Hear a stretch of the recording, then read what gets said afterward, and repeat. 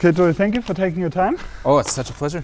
Yeah, absolutely. And as I already can see, you're playing a Les Paul. Yes. Okay, why do you play a Les Paul? Well, it's made by a friend of mine named Alex Sorokin, and he built it sort of based off of a particular 54 that I played and couldn't afford. Okay, classic. Yeah, but this guitar, I just love this guitar so much, and I connect with it on an extremely personal level. I have a nice collection of great guitars, but this guitar just speaks to me. Since when do you play it? It's been just maybe a year, just under a year. I got it under a year ago. So it's almost new. It's kind of new, yeah. But I've put a lot of miles on it. And I can beat see it it. Up pretty good, yeah. And you're playing it mostly on video, so I've seen it quite a lot. So it's your main working house right now. It is, yeah. And you're playing mostly slide guitar.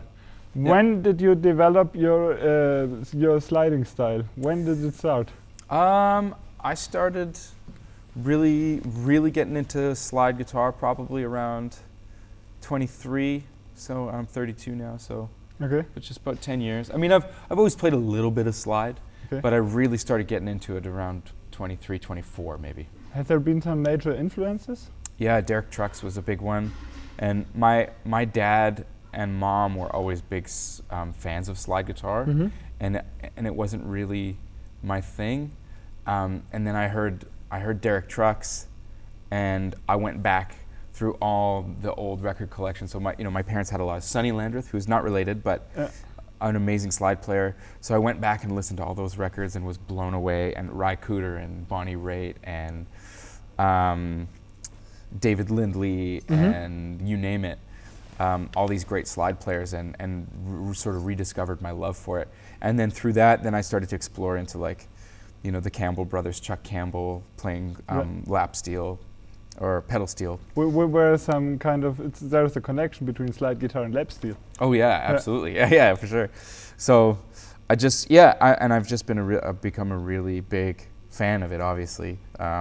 But that's kind of where it started, and I was about 23 or 24, and I heard Songlines, the Derek Trucks record, the Derek Trucks band. Do you remember some lines? Can you play some lines? Or the first licks? You know, I don't really remember anything in particular, but it was always this kind of stuff, like the.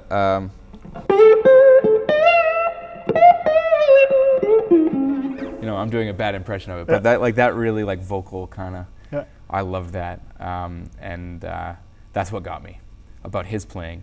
Yeah. And then I started poking around, and Josh Smith actually told me, well, you should check out the Campbell brothers, and I was aware of the Campbell brothers, but didn't really know the catalog all that well. And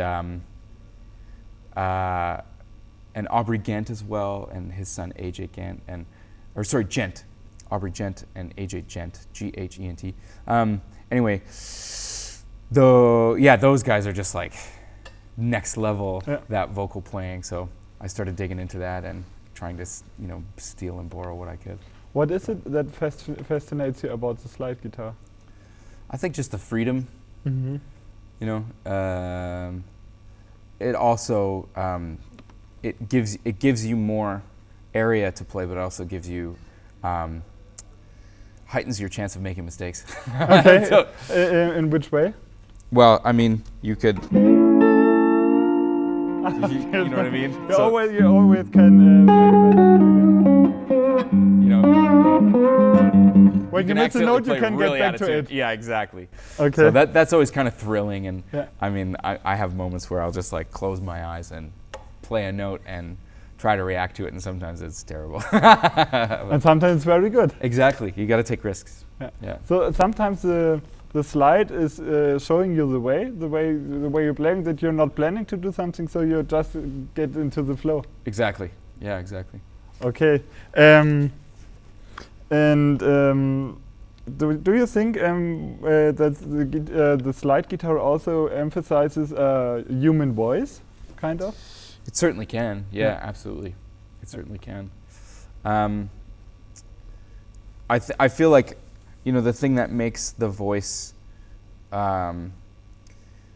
what it is the ability to slide in and out of slide, pun intended, but to slip in between pitches, and then also the dynamic of it, you know. So,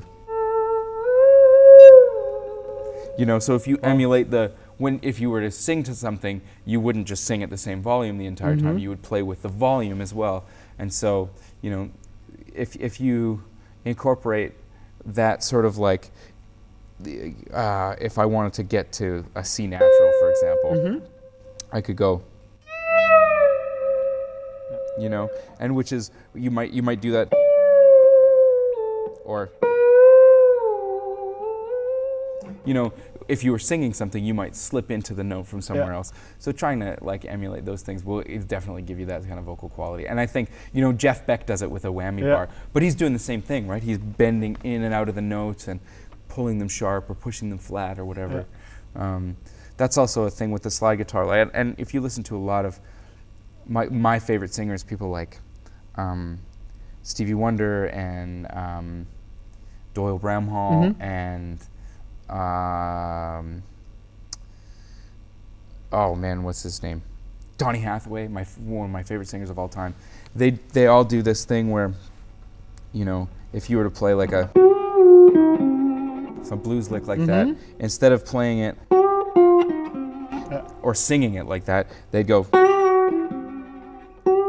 They're connecting the note. Yeah, so there's like, technically the lick is 5, 4, flat 3, 1, but there's sort of this bending of the pitch where you kind of go 5, and it's not even a flat 5, it's slightly flatter, and then the flat 3 almost goes sharp. Yeah. So when you so hear it's oscillating. Yeah, so it's just like it's slipping in and out of tune, but in an emotive way. So it's not it's not like when you're it's not something like that. Sounds progressive.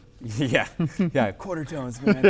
But it's not measured. It's just sort of felt more than anything else. And I think the slide gives you that too. You could do that with a whammy bar as well. And I've heard Jimmy Herring. If you ever heard him do his crazy slide emulation thing, that's pretty cool too. But. And you also, what I noticed, like most slide players, you're using also a lot of the volume poetry. Yeah. It's essential, isn't it? Yeah. I mean, on a Les Paul, it's kind of difficult, especially when you're on the bridge pickup, but yeah. It's pretty important. It's wailing. Yeah. I also really like, if I'm playing on the bridge pickup, I'll dump all the tone off, and then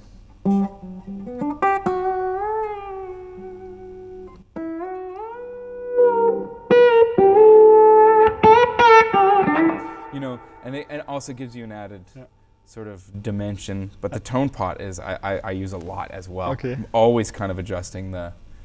Based on what I want to hear. Because you don't stay in the same range of tone, so you're always switching and stuff. Yeah. Well, and if you want it to be, poke out and be aggressive, then it's wide open. And if I want it to be a little more delicate, you know what I mean? Yeah. So that's kind of how I use that. And same thing with the neck pickup,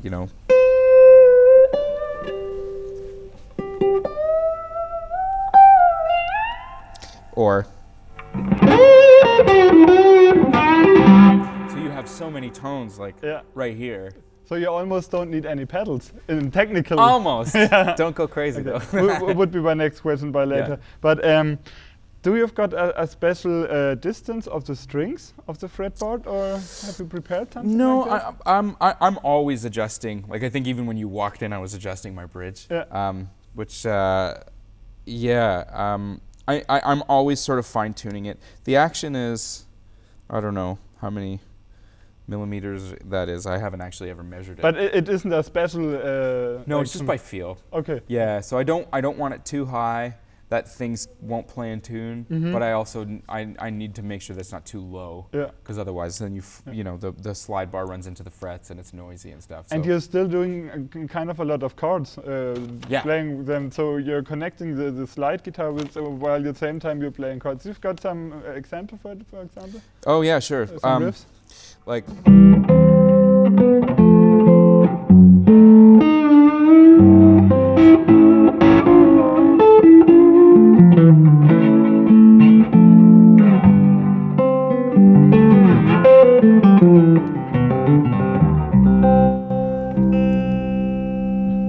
Yeah. So I'm always messing around What's with leading you more, the chord progressions, or you start with the lead line and then you're getting to it?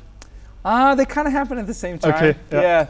So I don't know. I like kind of mentioned before. Like sometimes I'll land somewhere on the fretboard and try to react to it. And so I'm always thinking in terms of like how a chord progression resolves. And you know, if I land somewhere, I may look at it and go, okay, where can I go? I could go to the 4 chord here, or I could secondary dominant into a new key or whatever. But then I'm trying to find little melodies that will help me sort of make that sound musical instead of it's a natural process. Yeah. I try to make it so. I mean, sometimes it's not. Sometimes it's too cerebral and sounds bad, but you know. That's the goal. You're playing a bottleneck out of it's brass, isn't it? And why don't you play glass?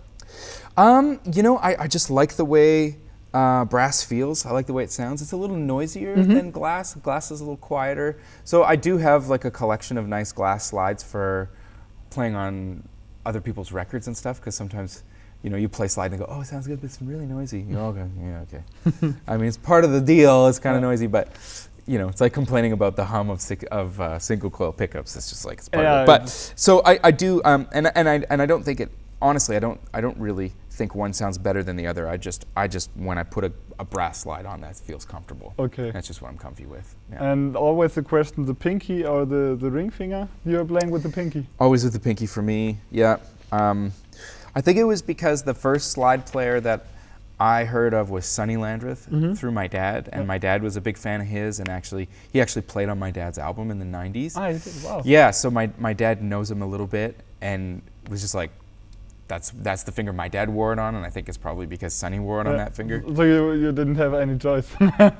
No, I tried to use my third finger for a while, because Derek does, and I'm a big Derek Trucks fan, but it just wasn't comfortable. Just couldn't really get used to it, so.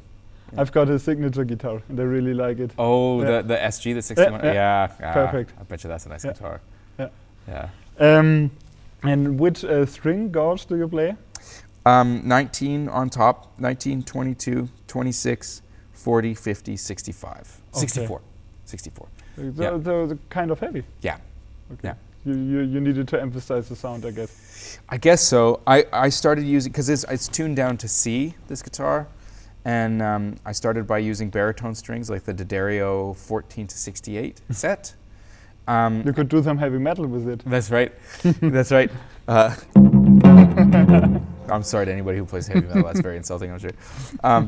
But the 14 was too slinky. And I actually really liked the 68. The only reason why I went down is just to kind of try and balance the set out a little bit.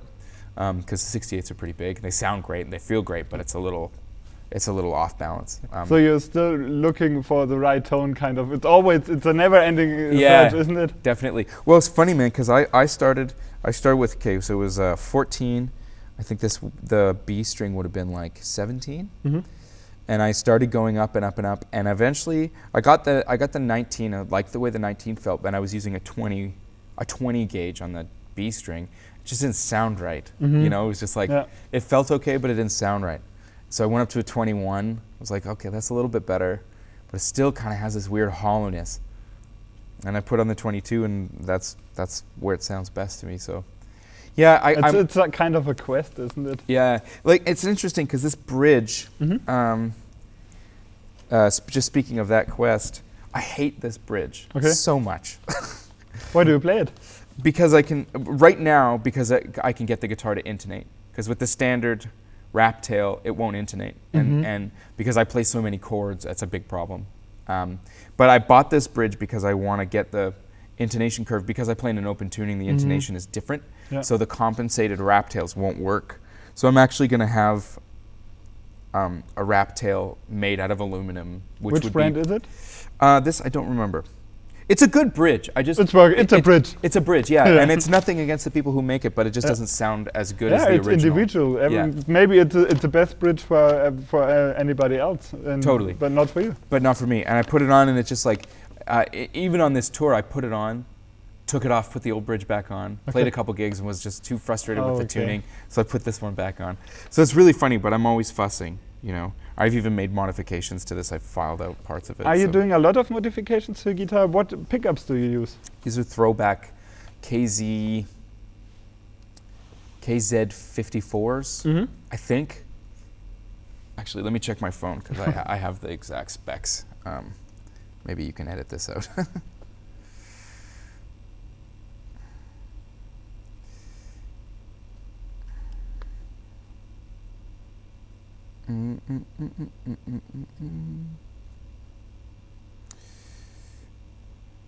Almost there.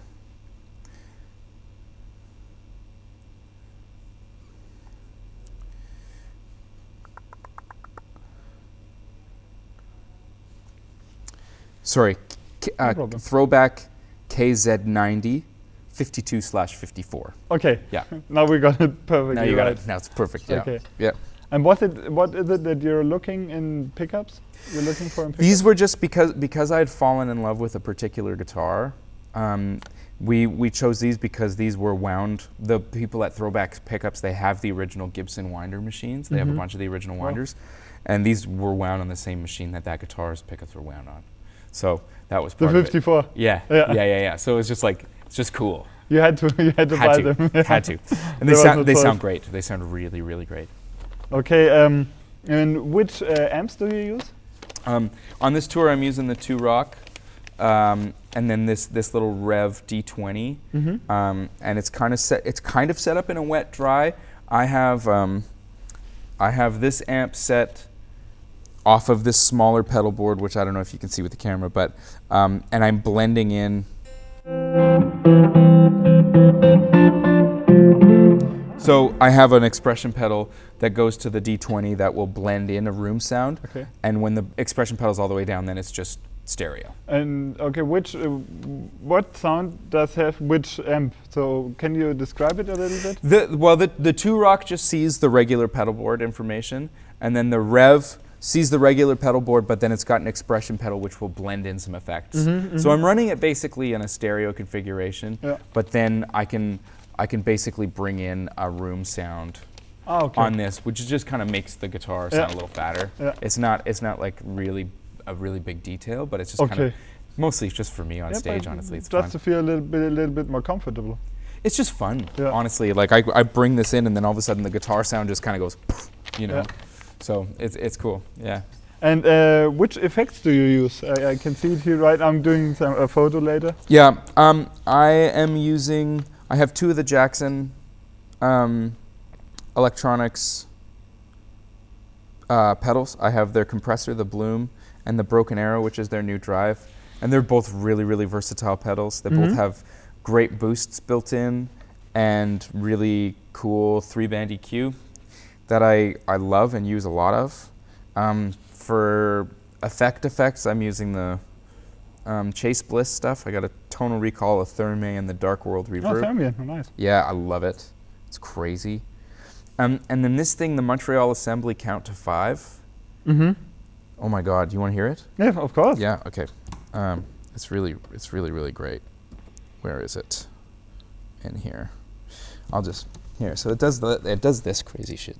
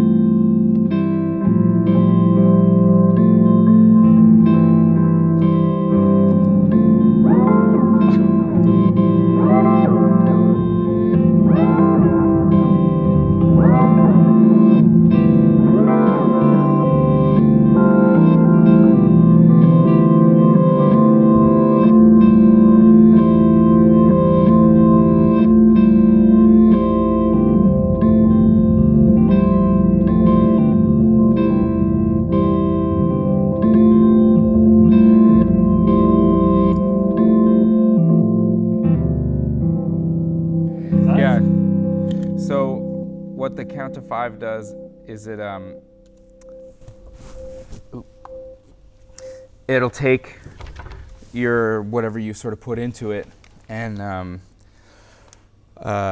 it's basically a delay pedal, but you can kind of put a loop in, and then it'll by either chromatic chromatic full steps, minor thirds, augmented thirds, or I guess major thirds or augmented fifths, however you want to look at it, and then perfect fifths. It'll quantize the loop, so you can just make like this crazy soundscapey shit. It also does some deconstruction a little bit of the sound, isn't it? Yeah. Well, and then the therme will do that a little bit too. So like, okay. Yeah. So if you go into it's a new pedal, isn't it? Kind of the therme. Yeah. I guess it's relatively new. Yeah. The therme will have some. It's got a really slow delay time. So it'll do some deconstruction too. Oh, okay. Yeah, so.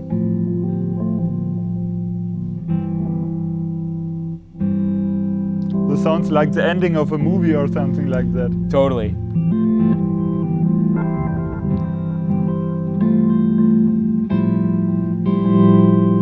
And then I just turn everything on, and so eventually.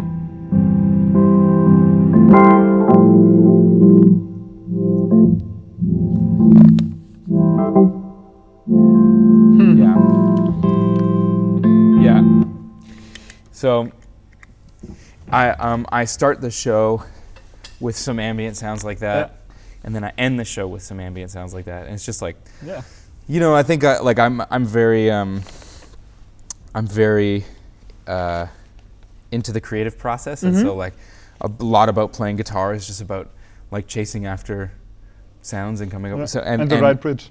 Yeah, and the right bridge. And the right string gauge.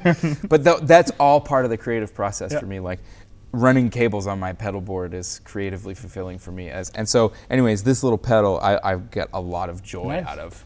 So, and you can build some pretty crazy sounds with it. I think it's interesting because the way you're explain it to me, how you play the guitar, it's a little bit traditional way, and then you're really open-minded to this this effect stuff, and so you're creating something new all the way. Oh, thanks. Yeah. I appreciate that. I think that's pretty cool. Yeah, I guess that is a true statement. I love gear. Like I've always been a gearhead. So, yeah. Another question, can you show us some warm-up licks for maybe our listeners or readers who are starting to play with a slide guitar? You've got some licks or something like that where they can start? Well, I mean, something for working on your slide playing is stick to one string and work on your major scale. The major scale is really good for workshopping playing slide because you know it really well, and so you know right away when you've made a mistake. So you can.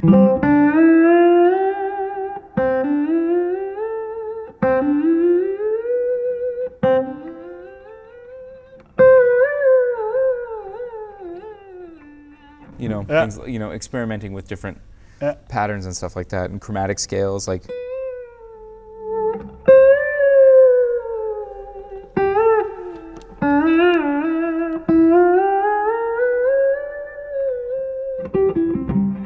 So to get a feeling for it. Yeah, exactly. The majority of the difficulty with playing slide is just getting used to having it on your finger. So, yeah, I always just mainly tell people just spend a lot of time playing it. Experiment. If you love a particular player, learn all their licks. That's pretty old school. Like the generation before us did it. The generation before. Just transcribe. Yeah.